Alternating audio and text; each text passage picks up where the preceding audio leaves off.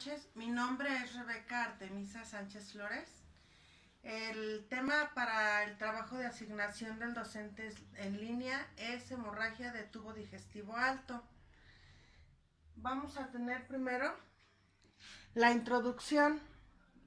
Vamos a abordar el tema de la hemorragia de tubo digestivo alto, que es la pérdida de sangre por el tubo digestivo y ya puede ser aguda o puede ser crónica. Esto va a depender de la cantidad de sangre que se pierda y del tiempo que lleve esto perdiéndose. Puede ser un sangrado crónico, un paciente que ha perdido una muy poca cantidad pero que ya lleva mucho tiempo y no lo ha podido percibir. Y lo que conocemos como aguda es cuando empiezan con los síntomas de manera grave. También nos vamos a enfocar en el punto de origen de la hemorragia de tubo digestivo alto. Esto quiere decir que este tipo de hemorragia se origina desde algún punto del esfínter esofágico hasta el ligamento de Treitz, por lo que la hemorragia la podemos localizar ya sea en el esófago, en el estómago o en el duodeno.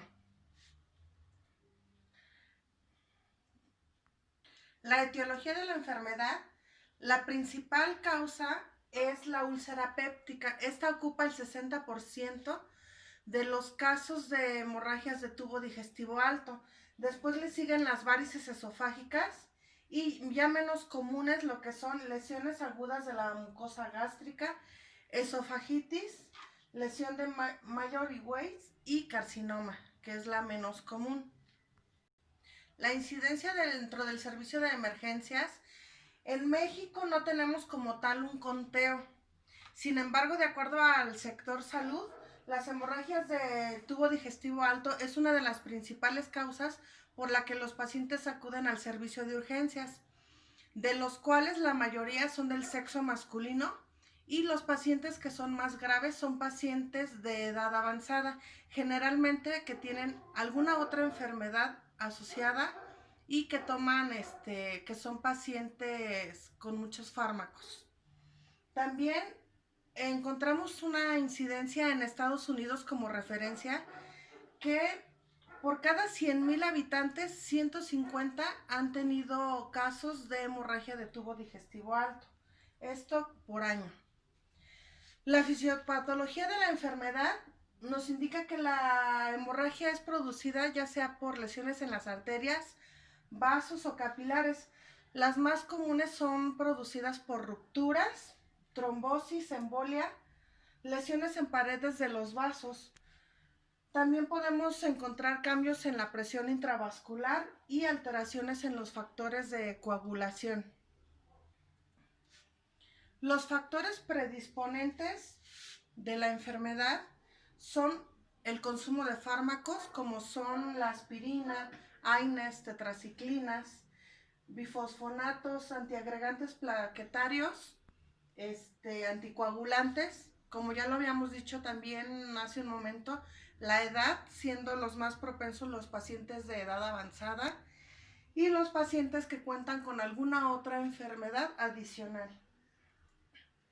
Y los factores de riesgo que podemos encontrar en los pacientes que tengan hemorragia de tubo digestivo alto, los que son susceptibles a hipoxemia son los pacientes que pueden tener enfermedad coronaria y EPOC, predisponentes a sobrecarga de volumen, pacientes con insuficiencia cardíaca crónica o que son nefrópatas.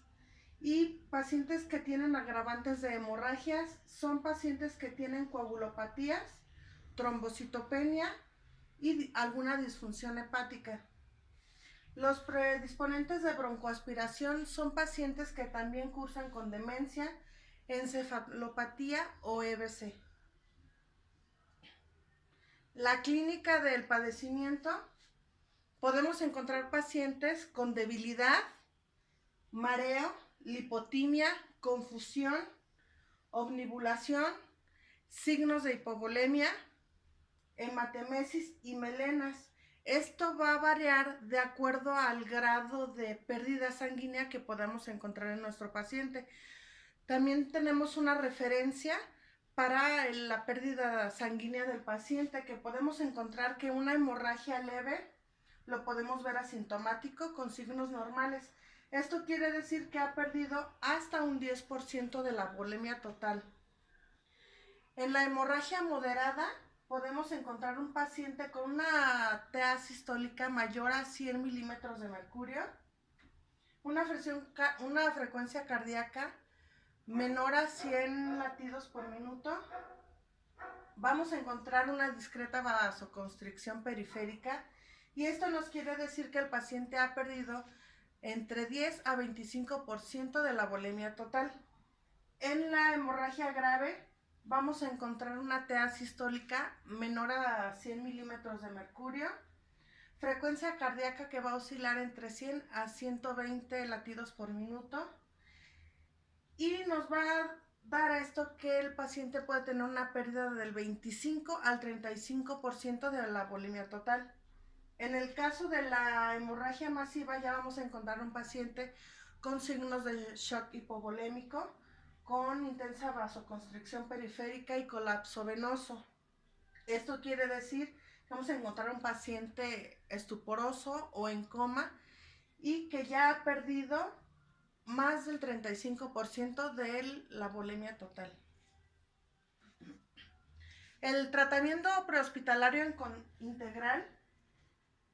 En la evaluación primaria vamos a aislar de sustancias corporales lo que son gogles, cubrebocas, guantes. Va a haber una evaluación de la escena. Vamos a valorar el ABCD. Si nuestro paciente se encuentra inconsciente, vamos a iniciar con el CAP. Dependiendo de la gravedad del paciente, va a ser la decisión de transporte y nuestra recepción hospitalaria vía radio con nuestra dirección médica. En la evaluación secundaria vamos a hacer nuestra toma de signos vitales, vamos a hacer nuestra anamnesis. El paciente, si tiene pérdida sanguínea significativa, lo vamos a poner en posición Trendelenburg. Si no hay una pérdida sanguínea significativa, vamos a llevarlo en una posición cómoda, que puede ser una posición semi-Fowler. No vamos a aplicar analgésicos ni vamos a aplicar ningún medicamento por vía oral ni líquidos.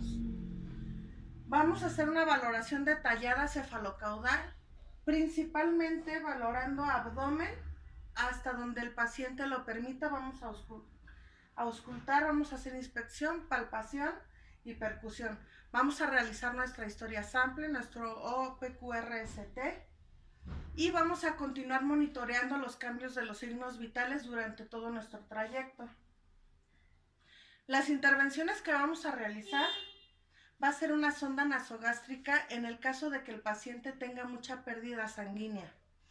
Vamos a poner oxigenoterapia en caso de que el paciente tenga una saturación menor al 90%, y esto lo vamos a hacer con cánulas nasales. Si el paciente se encuentra en shock hipovolémico, vamos a poner 2 vías venosas periféricas con catéteres gruesos de entre 14 a 16. Lo vamos a hacer con soluciones cloruro de sodio al 0.9%. Vamos a poner de 500 a 2000 mililitros para reposición de líquidos. Si el paciente se encuentra hemodinámicamente estable, únicamente vamos a poner una vía periférica para vena permeable y para aplicación de medicamentos.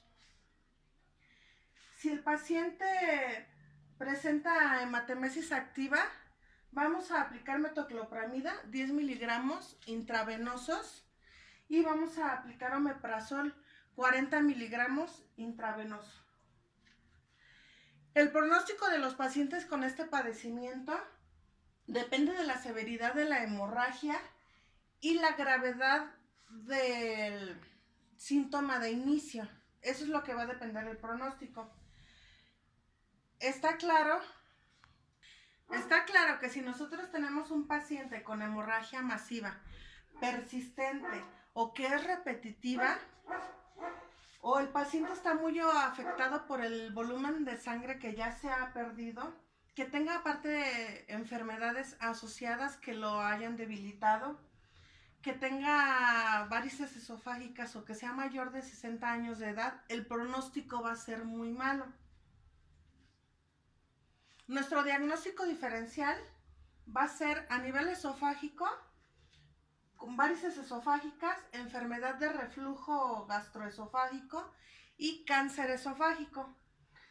A nivel gastroduodenal va a ser úlcera péptica, gastritis, desgarros de Mallory Weiss, angiodisplasia del tubo digestivo alto y carcinoma gástrico. Los diagnósticos que se pueden realizar para este tipo de pacientes son de laboratorio, una analítica general que incluya un hemograma, coagulación, hematocrito, hemoglobina, grupo sanguíneo, RH, plaquetas, tiempo de protombial, tiempo de tromboplastina parcial activada y pruebas funcionales hepáticas y química sanguínea. Los estudios de gabinete pueden ser endoscopía, esófago-gastroduodenoscopía y laparotomía. En el área hospitalaria, inicialmente al paciente van a tomar su historia clínica y van a realizar un examen físico. De ahí se va a decidir qué tipo de intervenciones necesita el paciente. Si es un paciente que viene hemodinámicamente inestable, obviamente no se le va a dar nada por vía oral. Se le va a poner una línea venosa central, catéter en vena pulmonar, intubación endotraqueal si es necesario. Y en lo que son fármacos va a ser hidroxietilamidón al 6%, puede ser una transfusión sanguínea o plaquetas, aplicación de prokinéticos, somatostatina y análogos. Y puede ser también tratamiento quirúrgico dependiendo de la sintomatología de nuestro paciente. Como conclusión, como te decía, en urgencias médicas es muy común que tengamos este tipo de pacientes. Muchas veces los signos y síntomas no son tan francos, por lo que tendemos a confundirlo o a minimizar el tipo de padecimiento y podemos llegar a dar algún diagnóstico erróneo. Por lo que es muy importante el diagnóstico y el reconocimiento tempranos en los pacientes con este tipo de padecimiento, ya que hacen la diferencia en el pronóstico de los mismos. Es por esto que el tema ha aportado mucho en mi labor profesional. Gracias.